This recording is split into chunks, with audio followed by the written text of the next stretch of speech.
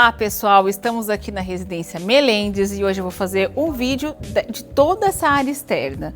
A ideia dessa casa são fazer vários ambientes aconchegantes, acolhedores e detalhes que aquecem e acolhem, né? Que deixam o ambiente assim com mais propriedade, com um pouquinho mais de memórias afetivas.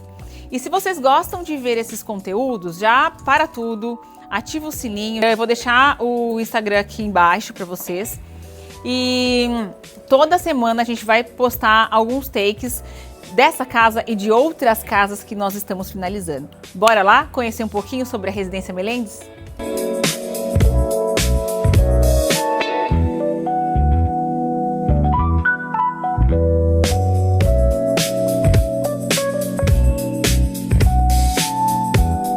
Essa área de lazer, ela tem um diferencial porque ela está voltada totalmente para essa parte aqui interna da casa e também tem a vista do lago.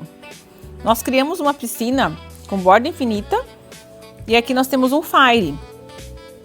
Esse fire é um fire enterrado, então você consegue ter o conforto, né, tomar um vinho aqui, alguma coisa no frio e tá bem protegido.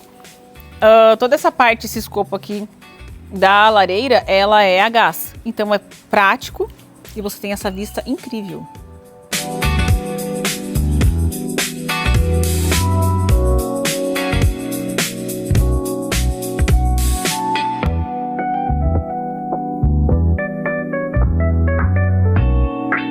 Aqui nós temos um pergolado.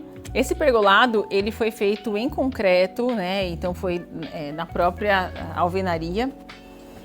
E aí nós criamos aqui uma brincadeira, né, entre o marrom e esse tom cinzinha que é o crômio, com o jardim que faz esse entorno, em um piso em um porcelanato da Porto Belo.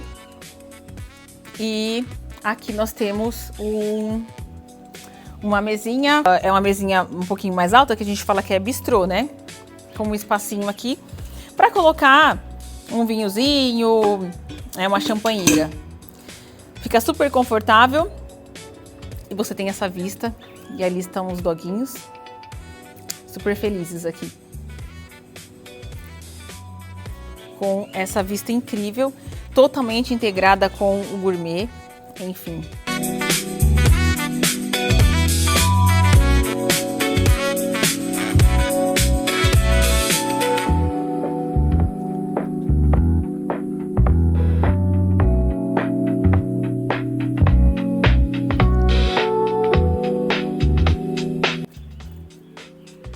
Gente, é isso, espero que tenham gostado. Nas próximas semanas a gente vai começar a soltar a fachada e os outros ambientes. E se vocês querem interagir, pode mandar mensagem no direct que eu respondo lá. É isso, até a próxima semana.